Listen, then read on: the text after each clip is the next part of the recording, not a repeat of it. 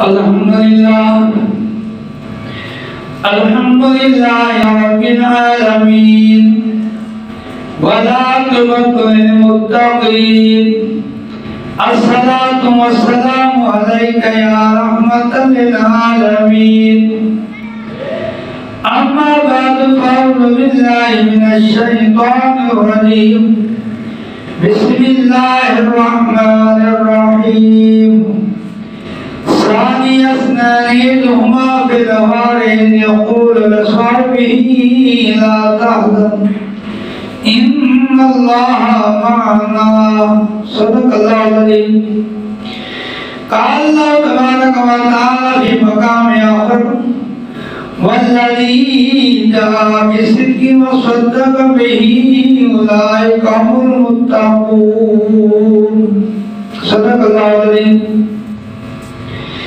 وبرکۃ محمد ان اللہ وملائکتہ یصلون علی النبی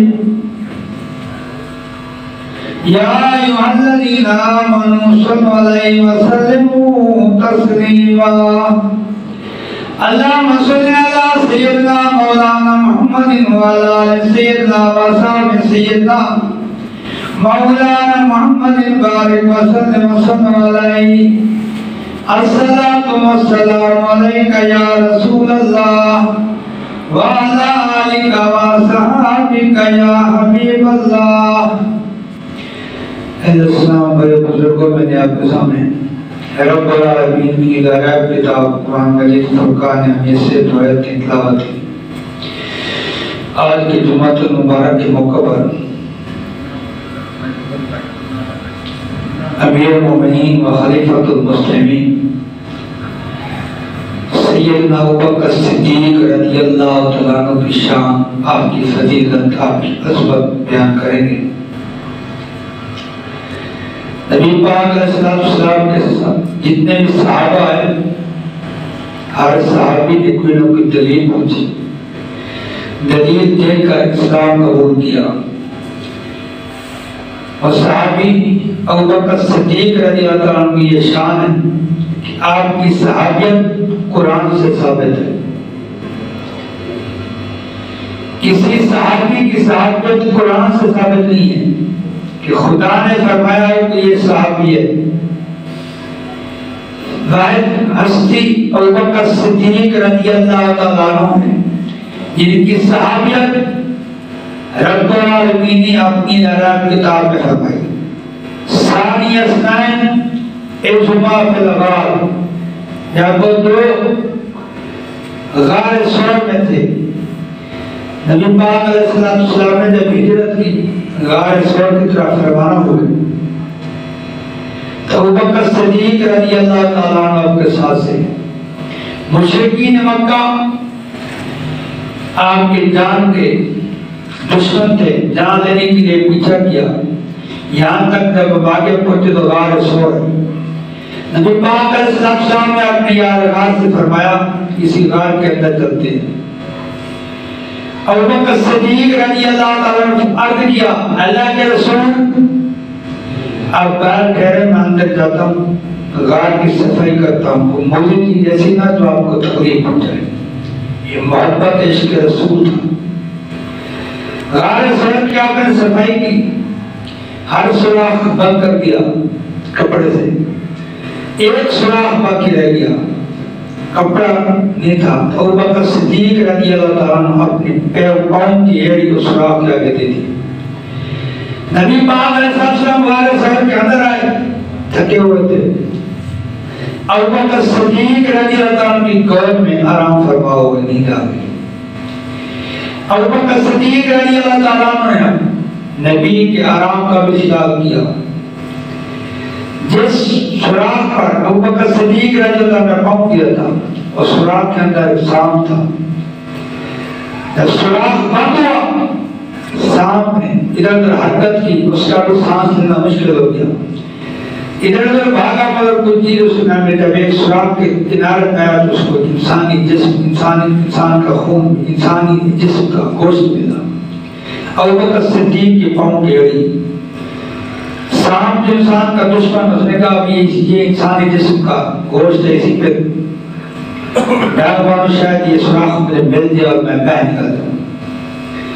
سامنے ڈاکوان ابو بکر صدیق رضی اللہ عنہ کے پاؤں کی ہڈی پر یہاں تک درد کی شدت ہوئی، مگر آپ نے اپنی یاد کی، اپنے آپ کا عبادت کی آرام کے خلل کے لیے پاؤں کو جنبش نہ دی، حرکت نہ دی کہ کہیں میرے آقا کے آرام میں خلل نہ آئے. آپ کی توجہ صرف ٹانگ پر تھی اور پاؤں کے ایڑے پر تھی کہ پاؤں حرکت نہ کرے، ٹانگ حرکت نہ کرے، میرے آقا کے آرام میں خلل نہ آئے. درد کی شدت سے بلاہی حجت اپنی آنکھوں سے آنسو آئے، آنسو کے قطرے جب رخ مصطفیٰ پر پڑے. امام الانبیاء صلی اللہ علیہ وسلم نے آنکھ کھولی، پوچھا ابو بکر صدیق کیا بات ہے؟ درد کے بھرے ہوئے تھے، غم زدہ تھے. جب درد کے بھرے ہوئے غم زدہ کسی آدمی سے پوچھے تو وہ پڑھتا ہے، وہ اپنا درد بیان کرتا ہے، اپنا غم بیان کرتا ہے. چاہیے تو یہ تھا کہ ابو بکر صدیق کہتے ہیں اللہ کے رسول ایسے ہی بات ہے، مگر آپ نے وہاں بھی ادب مصطفیٰ کا لحاظ رکھا، محبت رسول کا لحاظ رکھا، عشق مصطفیٰ کا لحاظ رکھا.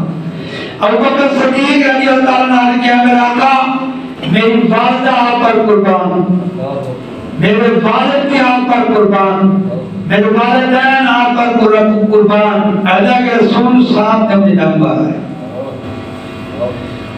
یہ ابو بکر صدیق رضی اللہ عنہ نے آپ کا غالب صلی اللہ علیہ وسلم نے پوچھا کہاں ہوں؟ آپ نے لوگ دھیان لگایا وہاں سانپ کا درد. 3 دن غار سور کے اندر رہے، 3 راتیں. ام المؤمنین عائشہ صدیقہ رضی اللہ تعالیٰ عنہ ایک مرتبہ جو نبی پاک صلی اللہ علیہ وسلم کی رفیق حیات ہے، ابو بکر صدیق کی بیٹی رفیق حیات صدیقہ کے نام عائشہ صدیقہ رضی اللہ عنہ نے عرض کیا اللہ کے رسول یہ آسمان پر جتنے ستارے ہیں، رات کے وقت پر ستارے چمک رہے تھے. بیوی اپنے خامن کے بعد بیٹی کی عرض کیا اللہ کے رسول جتنے ستارے ہیں کہ آپ کا کوئی ایسا نہیں جو نبی پاک علیہ السلام نے فرمایا ہاں. خطاب رضی اللہ عنہ جن کی نیکیاں جتنے آسمان کے ستارے اتنے ہوں گی. اب اندازہ لگائیے نبی کی شان، کیا ہم اس نبی کا کلمہ پڑھتے ہیں؟ وہ ہمارا رسول ہے جس کو اپنے امتی کے نیکیوں کا ہی پتہ ہے، برائیوں کا پتہ ہے. آج ہم کہتے ہیں دیوار کے پیچھے نبی کو علم نہیں. نبی نے فرمایا عائشہ صدیقہ کے عمر میں خطاب رضی اللہ عنہ کہ جن کی نیکیاں آسمان جتنے ستارے اتنے کیا ہوں گی. عائشہ صدیقہ رضی اللہ عنہ کا سوال کرنے کا گمان کوئی اور تھا، پوچھنے کا مقصد یہ تھا کہ میرے باپ کی نیکیاں ہوگی ابو بکر صدیق کی. آپ تھوڑے غمگین ہوئے. نبی پاک علیہ السلام نے عائشہ صدیقہ کو ذہن کو گمان سمجھ گئے. آپ نے فرمایا عائشہ غمگین نہ ہو، غمگین نہ ہو، اداس نہ ہو. عمر بن خطاب رضی اللہ عنہ کو ساری زندگی کی نیکیاں ایک طرف اور تیرے والا ابو بکر صدیق کی غار سور کی نیکی ایک طرف، پھر بھی برابر نہیں. غار سور میں ابو بکر صدیق نے کیا کیا تھا؟ نبی کو غور میں سنایا، نبی کا ادب احترام کیا. یہ چہرہ مصطفیٰ تھا، یہ رخ مصطفیٰ تھا. ابو بکر صدیق رضی اللہ عنہ کی آنکھیں تھی دیدار مصطفیٰ کرتے. ابو بکر صدیق رضی اللہ عنہ کی قائلہ کے رسول میرے 3 خواہشیں ہیں. نبی پاک صلی اللہ علیہ وسلم نے پوچھا کون سی خواہش ہے؟ ابو بکر صدیق رضی اللہ عنہ عرض کیا اللہ کے رسول میری پہلی خواہش ہے کہ میں مال میرا ہوں اور ہاتھ مصطفیٰ کو تقسیم آپ کریں. غزوہ تبوک کے موقع پر ہر غزوہ میں ابو بکر صدیق رضی اللہ عنہ مال بڑھ کر پیش کرتے تھے. ابو بکر صدیق رضی اللہ عنہ عرض کیا اللہ کے رسول میں دوسری خواہش یہ ہے کہ بیٹی میری ہو، رفیق حیات آپ کی بنے. رب کائنات نے آپ کی یہ بھی خواہش پوری کی. عائشہ صدیقہ رضی اللہ عنہ بیٹی ابو بکر صدیق کی ہے. عقد میں نبی پاک صلی اللہ علیہ وسلم کے نکاح میں آپ صلی اللہ علیہ وسلم کے جتنے بھی بیویاں تھیں ازواج مطہرات میں سے کچھ مطلقہ تھی، کچھ بھیگر تھی. وہ بی بی عائشہ صدیقہ جو کواری تھی، کواری حالت میں آپ عقد میں کوئی ایسی بیوی بھی تھی جس کی تربیت ابو بکر صدیق نے کی یا بنگاہ مصطفیٰ نے کی۔ صحابہ کرام کو جب نبی پاک صلی اللہ علیہ وسلم کے وصال مبارک کے بعد کوئی مسئلہ درپیش آتا، کوئی سوال مشکل پیش آتا، تو آپ عائشہ صدیقہ رضی اللہ عنہ کے دروازوں پہ آتے، دستک دیتے، جو سوال ہوتا وہ سوال بیان کرتے، آپ ان کا جواب دیتے تھے۔ کافی حدیثیں عائشہ صدیقہ رضی اللہ عنہا سے روایت ہے۔ نبی پاک علیہ السلام کے صحابی نے کہا اللہ کے رسول میری تیسری خواہش یہ ہے کہ نگاہ میری ہو، آنکھیں میری ہوں، میں رخ مصطفیٰ کو تکتا رہوں۔ اللہ تبارک نے وہ خواہش پوری کی، غار سور میں 3 دن اور 3 راتیں رخ مصطفیٰ تھا، نگاہ ابو بکر صدیق کی تھی۔ بعض مفسرین کرام یہ بھی لکھتے ہیں کہ جب غار سور سے واپس آئے، انوار تجلیات، انوار پرکار ایسے تھی کہ جب دور سے کوئی بدو آتا تھا، کوئی ایسا لوگ آتا تھا جو ناواقف ہوتا تھا، اور جب بار کے نبوت میں آتا تو اسی لیے پہچان کا مشکل ہوتا ہے کہ اللہ کے رسول کو اور ابو بکر صدیق کو، صحابہ کو کوئی آگے ابو بکر صدیق کو اللہ کا رسول سمجھ لگتا، تو آپ صلی اللہ علیہ وسلم نے صحابہ کرام نے زیادہ ریکارڈ کی تاکہ پہچان ہو جائے کہ یہ اللہ کا رسول اور یہ صحابہ۔ نبی پاک علیہ السلام کے زیارتگاہ میں سفر میں حضر میں آپ صلی اللہ علیہ وسلم کے ساتھ رہے۔ غزوہ بدر میں جب 314 صحابہ کرام کو لے کر نبی پاک علیہ السلام جنگ بدر میں پہنچے، اور دعا میں دعا کی اللہ کی بارگاہ میں، آج تک کسی نبی کسی رسول نے اس طرح کی دعا نہیں کی، نہ قیامت تک کوئی کرے گا۔ اللہ کے رسول نے اللہ کی بارگاہ میں یہ دعا کی، یا اللہ یہ 313 میں لے کر تیری بارگاہ میں آیا ہوں، اگر آج یہ شہید ہو رہے تو تا قیامت خدا کا نام لینے والا کوئی نہیں ہوگا، تجھے خدا کو نہیں سمجھے گا۔ یہ دعا کی تو بدر کے میدان میں ایک اونچی جگہ بنائی گئی جہاں نبی پاک علیہ السلام کا ایک خیمہ، ایک چھپر سمجھ لیں، جہاں اللہ کے رسول کو بٹھایا تھا تاکہ بھی جب جنگ کا نقصان پڑے تو اللہ کے رسول کو کوئی تکلیف نہ ہو جائے، ایک الگ جگہ مخصوص کر دی۔ نبی پاک علیہ السلام نے فرمایا کون سا صحابی ہے جو اللہ کے رسول کی حفاظت کرے گا؟ حسان پھر ہدایت سمجھیں۔ علی رضی اللہ تعالیٰ عنہ کہتے تھے کہ ابو بکر صدیق سب بہادر میں سے بہادر ہے۔ لوگوں نے عرض کیا اے علی شیر خدا آپ ہیں، فاتح خیبر آپ ہیں، اگر آپ اپنی زبان سے کہتے ہیں ابو بکر صدیق سب بہادر میں سے بہادر ہے، وجہ کیا ہے؟ تو علی شیر خدا نے یہ وجہ بیان کی، اے لوگوں جب جنگ بدر کا میدان تھا نبی نے فرمایا آج کون ہے جو اللہ کے رسول کی حفاظت کرے گا، آثار بنائے گا تاکہ کوئی اللہ کے رسول کو تکلیف نہ پہنچا سکے۔ اور صاحب کی یہ بتا کہ ہزاروں لشکر میں مشرکین مکہ تھے، ان کے پاس ساز و سامان بھی زیادہ تھا، جنگ کا تعداد میں بھی زیادہ تھے، اور ہر صاحب بھی یہ سمجھتا تھا کہ اگر میں یہ ڈیوٹی سر انجام دوں تو مجھے کاٹ کر آگے نہ بڑھ جائیں۔ جب آدمی کو شہید کر دیں گے، جب کاٹ دیں گے گوشت پھر تو دشمن آگے بڑھے گا۔ کوئی نبی پاک صلی اللہ علیہ وسلم کے حسان کے لیے آگے نہ آیا، پہراداری کے لیے، حفاظت کے لیے کچھ صحابی آگے نہ بڑھا۔ ہر کسی کو یہ بتا کہ اگر میں جاتا ہوں تو مجھے کاٹ کے آگے بڑھ گئی تو پھر تو اللہ کے رسول کو تکلیف ہو جائے گی۔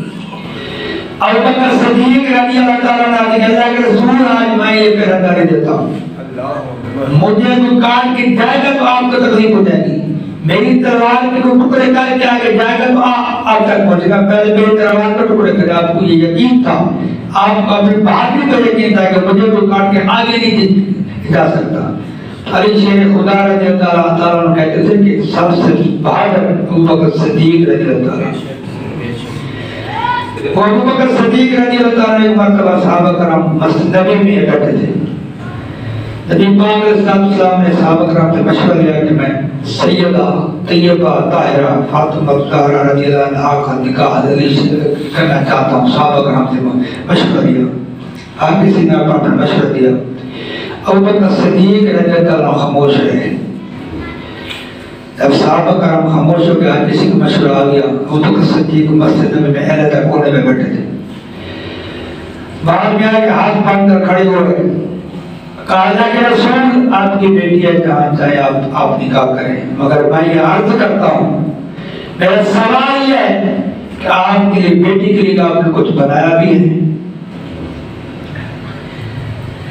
ابو بکر صدیق رضی اللہ عنہ نے کیا، اللہ کے رسول میں آپ سے یہ سوال کرتا ہوں، یہ پوچھتا ہوں، وہ آپ کی بیٹی ہے کہ آپ چاہے نکاح کریں، آپ نے اپنی بیٹی کے لیے کچھ سامان کی ضرورت، کچھ چیز کی کچھ آپ نے بنایا بھی ہے؟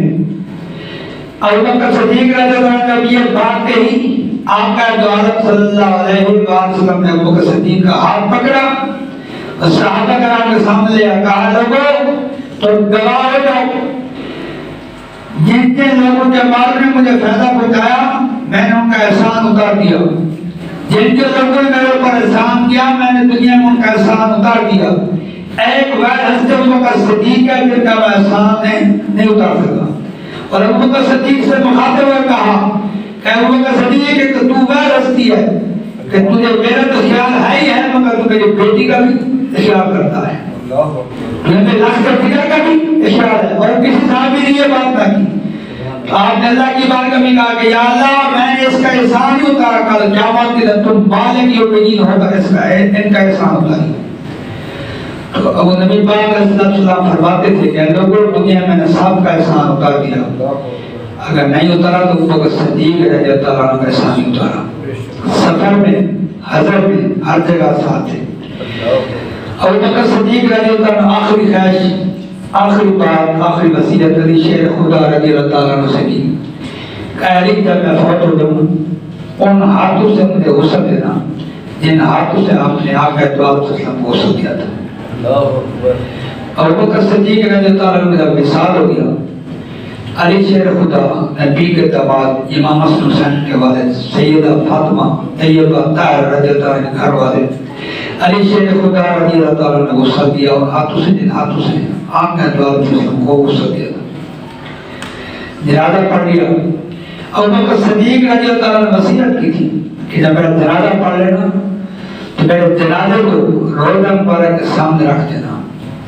آج بھی یہ گنبد خضرا بنا ہوا ہے پکا پکے، اس وقت صرف ایک خالی کمرہ ہوتا تھا جو عائشہ کا حجرہ تھا، ایک کمرے میں آپ کا روزہ مبارک تھا، پیر ایک دروازہ لگا ہوتا تھا، ظہر کے ٹائم وہ تالا کھلتا تھا اس وقت، باقی روزہ مبارک میں پکا یہ گنبد خضرا اس وقت کی نہیں بنا تھا۔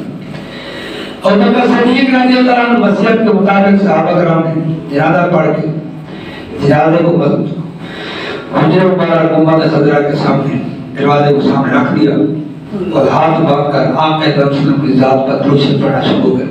حضرت انس بن مالک یہ روایت کرتے ہیں، امام جلال الدین سیوطی نے بھی اپنی کتاب میں لکھا، بغدادی نے بھی اپنی تفسیر میں لکھا، اور بھی کافی لوگوں مفسر کرام نے اپنی کتاب میں لکھا ہے کہ ہر صحابی نبی پاک صلی اللہ علیہ وسلم کی ذات پر درود شریف پڑھ رہے تھے اور عرض کر رہے تھے، یا اللہ اے اللہ کے رسول یہاں غار حاضر ہے، اگر اجازت ہو آگے اندر دفن کر دیں، بصورت دیگر جنت البقیع میں دفن کریں۔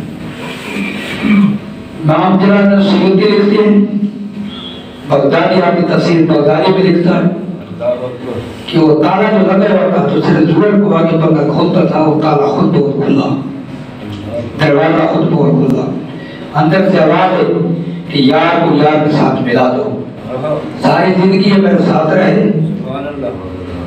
آج نبی پاک صلی اللہ علیہ وسلم کی یہ صحابی کی صحابیت قرآن سے ثابت ہے، اور کسی صحابی کی صحابیت قرآن سے ثابت نہیں ہے، قرآن سے بھی ثابت اور آج تک ثابت ہے کہ آپ روزہ مبارک کے ساتھ ہیں۔ جب دروازہ کھل گیا پھر سے آواز دی، پھر صحابہ کرام نے آپ کو روزہ مبارک کے ساتھ مدفون کیا۔ ابو بکر صدیق رضی اللہ تعالیٰ عنہ جو خلیفہ بلا اول بلا فصل، انبیاء کرام کے بعد جتنے بھی رسول ہیں، انبیاء کرام کے بعد سب سے افضل ہستی جو ہے بنی آدم میں ابو بکر صدیق رضی اللہ تعالیٰ۔ اللہ تبارک تعالیٰ میں صحابہ سے محبت کرنے کی توفیق عطا۔